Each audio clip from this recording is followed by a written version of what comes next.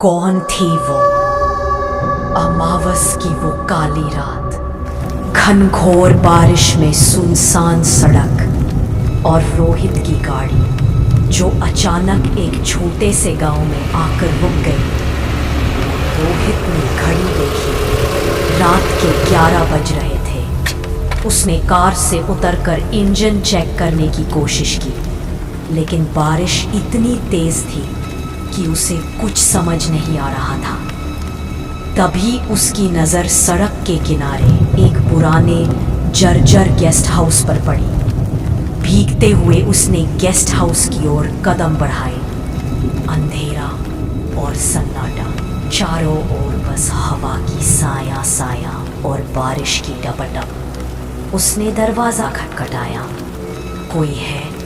मुझे आज रात रुकने के लिए एक कमरा चाहिए।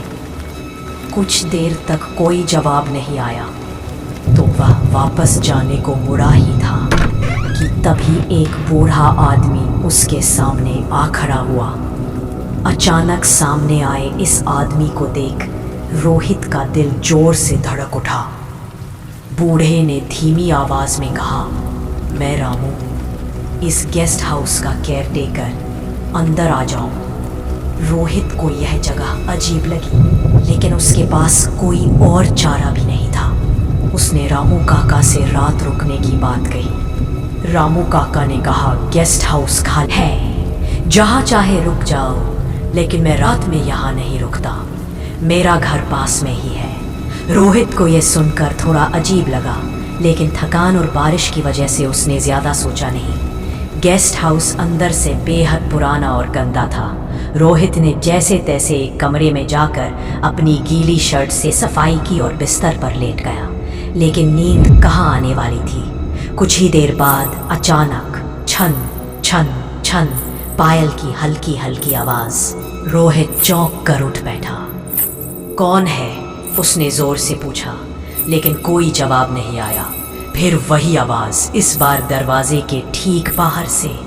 रोहित ने धीरे धीरे दरवाज़ा खोला और देखा एक लंबी खूबसूरत युवती सफ़ेद साड़ी में गीले खुले बालों के साथ खड़ी थी।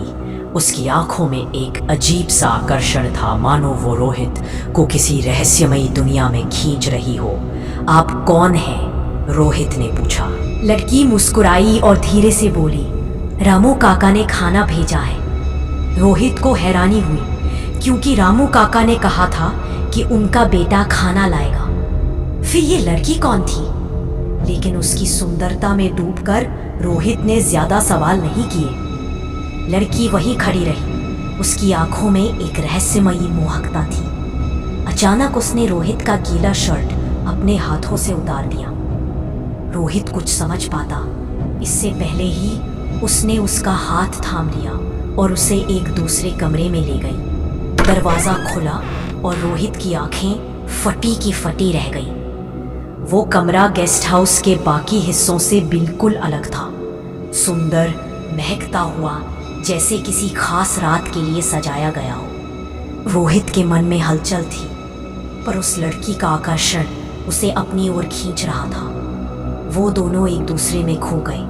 अगली सुबह जब रोहित की आंख खुली तो बिस्तर पर वह अकेला था। लड़की कहीं नहीं थी।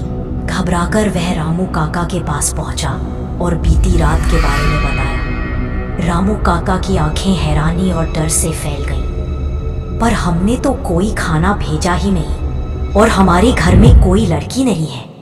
मेरी बेटी तो 5 साल पहले मर चुकी है। रोहित के पैरों तले जमीन खिसक गई।